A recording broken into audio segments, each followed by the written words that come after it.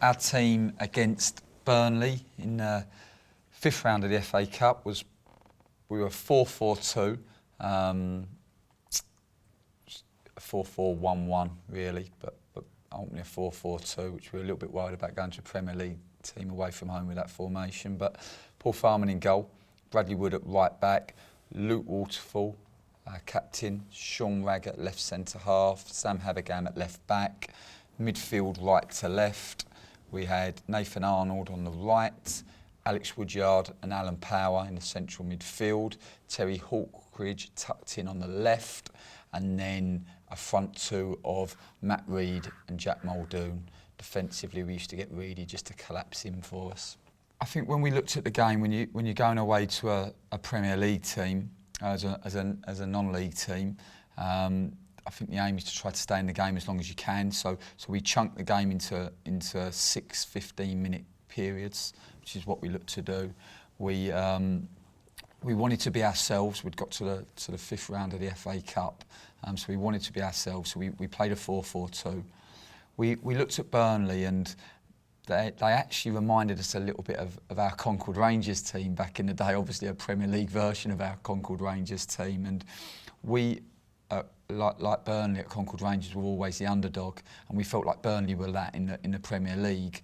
And whenever we as Concord Rangers played in the FA Cup against a lower league team, we always found it really difficult because our game was always our organisation without the ball, and we felt that was the same with Burnley. They played a lot of Premier League games without the ball, so we weren't too worried about giving Burnley the possession, because sometimes when you're not used to the possession, it can make it very difficult for you. So we weren't worried with Burnley having the ball. We looked at their team, and they obviously had real quality, Premier League quality throughout.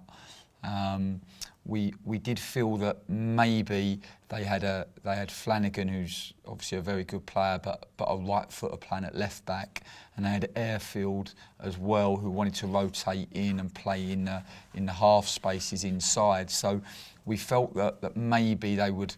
We were hoping that they would cut their pitch down, and almost we would only need to defend 2/3 of it horizontally as opposed to all of it. So we work on a game really of trying to force the play on one side, and we force the play on their left and look to try to trap them on that side. I think in the game, the way the game unfolded, we had a really good moment early on, didn't we? Yeah, I think always a key contest was going to be Vokes up top for them, because we had really front foot aggressive centre halves in Luke Waterfall and Sean Raggett. So we'd get a lot of our success from pressing the goalkeeper quite high. Reedy would then balance in the middle to help keep it on one side. And if we could get the press on the goalkeeper and get locked on and get nice and high, then the success that we'd had during the season was winning these aerial duels here. So a lot of it was gonna be down to how well Luke and Sean would compete against Vokes. If Vokes won the first, then obviously Andre Gray's pace would be a real threat in behind for them.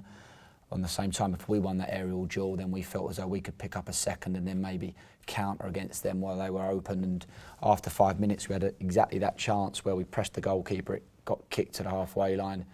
I think Luke come through and punched the header. Yeah. And then Nathan Arnold broke, didn't he? And squared it Absolutely. across for Jack Muldoon. And Jack was in a great position, hit the shot, and it did actually get a deflection and go over the bar, but the referee gave it for a goal kick. But that was a moment in the game early on where we took a lot of confidence from it, because that was something that we rehearsed and worked on a lot in training. Jack was an underdog forward. He was great for us. Theo Robinson had been on an unbelievable goal run in the FA Cup. I think he had 7 goals. Unfortunately, we lost him on the last day of the deadline in January. So off the back of beating Brighton, that was actually his final game with us, and we lost him, which was a real blow to us at the time. But Jack was an incredible underdog forward. He was so hard working, so diligent, so team orientated, and he would get our press on, really press aggressively and with good angle of approach, and it allowed us, like Nicky said, to be able to get good pressure on the ball, keep the play on one side, would be quite aggressive with our wide players positioning, pressing on the outside of centre halves, and we we'd force them long and try to deal with them on the I think halfway line. when you go to a Premiership team and you're playing them in the FA Cup, you need these two to be really unselfish and understand that they're not going to have lots of the ball. So Jack Muldoon was, always a really team-orientated player. He'd always put the side before himself. So he did some fantastic work without the ball for us, just with his angles of approach, with his pressing. And Reedy doesn't run around as much as Jack, but his intelligence and positions that he picks up makes it hard for teams to get on it at the bottom and dictate play. So, I mean, these two are very unselfish forwards, and that made a real difference for us, in terms of working without the ball. As the game went on, Burnley started to get a foothold in the game, and Joey Barton was so good on second balls. I mean, he does the basics so well, and he started to do really well on seconds, and they started to get a control in the game. And we actually got them off of us really with Reedy. Reedy would be quite quickly into Matt Rhead, and he started to get some success against the Burnley centre halves.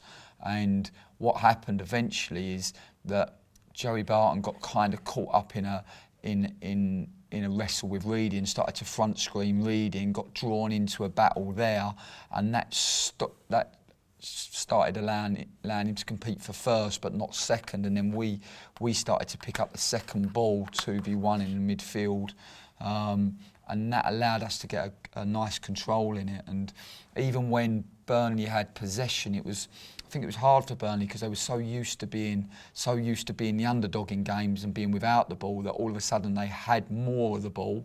And because they were a right-footed left-back and Airfield coming inside, they didn't quite make the pitch as big as probably they would have liked, and it allowed us to get good pressure on the ball. When we couldn't get good pressure on the ball, we worked really hard at being really compact. So we work on just our distances, getting in behind the ball, and we're like sort of no more than 45 yards horizontally and no more than 30 yards vertically, and we could just literally as the ball moved and switched from side to side, could just shift with it and move across the pitch, and just work really hard at trying to keep compact and not allow any gaps. And the times that they did get quick switches on and get round us, we worked really hard at filling the frame. So if they did get in advanced areas here, we work hard at getting our two centre halves and our full back, and also maybe if we're 2v2 here,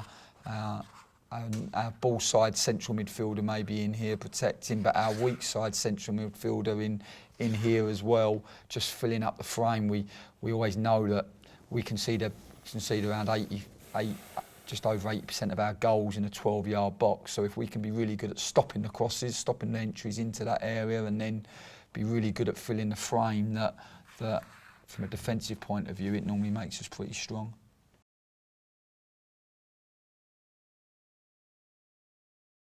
So we entered the last 10 minutes and we just started to tire, and we felt like Burnley had started to dominate the ball and dominate territory, and we managed to get a counter away and get a corner, and we drew a corner on this side of the pitch initially, and the players were meant to, we always run our corners in an order, and the players is a little bit like a storybook. And we were meant to run a specific corner this end, and Nicky was moaning at me and saying, "Why aren't they running? Why aren't they running?" We have name calls for all of our corners, and why aren't they running this specific corner? And we were frustrated that the players didn't, but they managed to get another corner from that one, and one got set up here. I think you always need moments to go your way, because the corner that we'd earned on this side was a really close call, wasn't it? And when we watched it back after the game, maybe it could have been given as a goal kick, but maybe you just need that little bit of luck to create a special moment. You need the football gods. And we rehearse our set pieces a lot, and the corner come in with great quality. It was in swinging from Sam, and we managed to work some traffic and got Luke Waterfall round the far post, and the ball just seemed to be hanging up for forever. And we had 5,000 Lincoln City supporters behind the goal, and as it just hung up there, I just remember thinking, this could be a moment. And Luke he's fantastic in the air and really, really strong, aerially dominant centre half on the far post. And typical of Luke being unselfish, rather than go for goal, he headed the ball back across goal.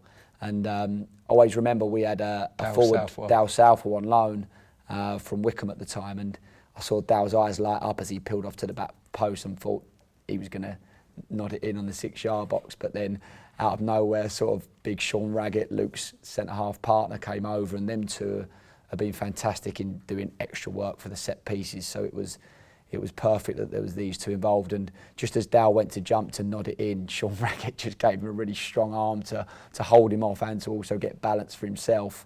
And Sean managed to get enough contact on it for the ball to be really close to going over the line, and the keeper got a hand to it and sort of clawed it out. So we kind of half went to celebrate but wasn't 100% sure. But fortunately, because we was in the 5th round of the FA Cup and we wouldn't have had it in our league, the referee had his watch on, so the goal line technology meant that the goal stood, and pretty quickly he signalled towards the centre spot, and then all of the players, I remember Sean just went on a run of celebration, then just kind of threw himself on the floor, not knowing what to do, and all of the players, typical, our spirit, were all in together celebrating with the supporters behind the goal. And Jamie McComb was down this end. He was our player coach. So I could always remember we scored, and Jamie McComb's obviously a 6'7" centre half, 34-year-old who played in the Championship, and literally as we scored, I was looking for Jamie to get him on, and Jamie had run from the dugout down here celebrating, and we ended up getting him back, and he had these tight tracksuit bottoms on, and he wears size 15 boots, and me and Nicky, pretty much like a Sunday morning managers, we were pulling his tracksuit bottoms, trying to pull them off over these size 15 boots so we could get him on the pitch, and we managed to make the sub before they kicked off, and in the last sort of 5 minutes and injury time, he had about 5 minutes left, and he had about 3 important ones out of the box, and we were able to see it out and get to the quarter final of the FA Cup, and I think be the first non-league club in over 100 years to achieve that.